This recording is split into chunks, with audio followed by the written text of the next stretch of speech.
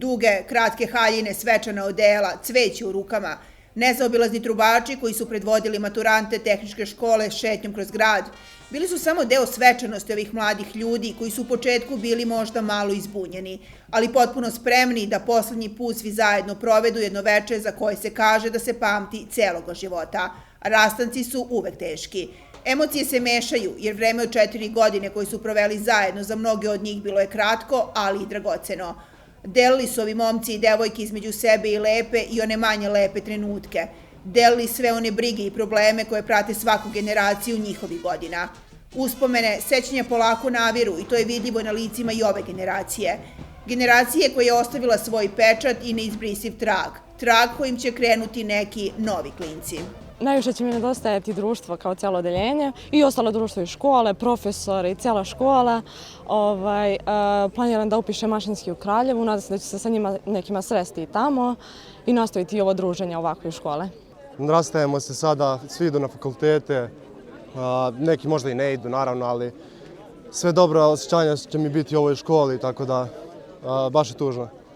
Rastanak. Što se tiče ove 4 godine, većinu smo propustili zbog korone, ali nadoknadili smo i druženje i sve, tako da pa samo lepih trenutaka ću se sjećati. Pre svega drugarstva i svega lepog što sam, mislim i lepog i ružnog što mi se desilo u ovoj školi, ali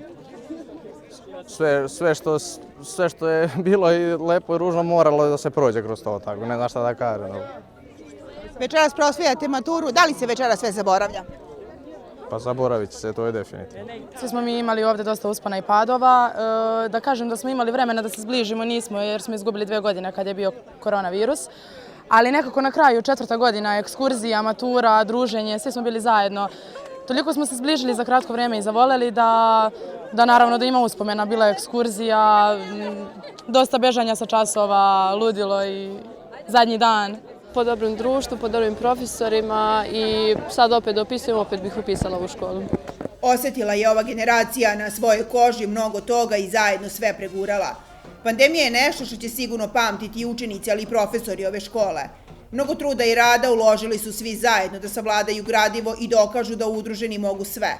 A potvrda svega toga stigla je u vidu brojnih nagrada i pehara koje su osvojili učenici ove škole na raznim takmičenjima.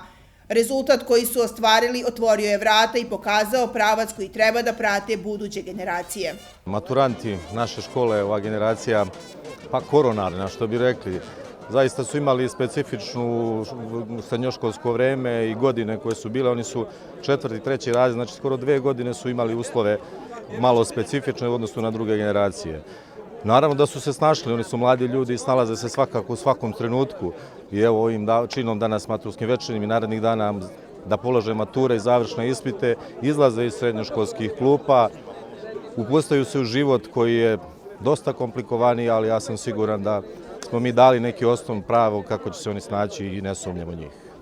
Šta je ono, direktore, što ćete im večeras poručiti? Pa da budu ovako srećni, mladi, zadovoljni, zdravi, a pravci u kojima krenu da im budu srećni putevi i siguran sam da će biti vrlo uspešni u svakom pogledu.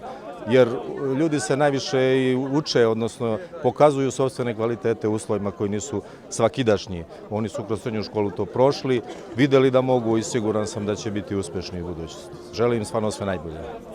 I ovo je prekretnica jednog razdoblja za svakoga od njih.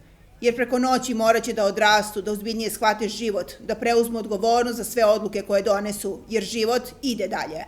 Upoznaće svi oni mnogo novih prijatelja, ali svakome od njih ostaće nešto urezano u njihovim sećanjima iz srednjoškolskih dana, nešto čega će se rado sećati. Fotografije će uvek biti tu da ih podsjete na jedan bezbrižan deo života.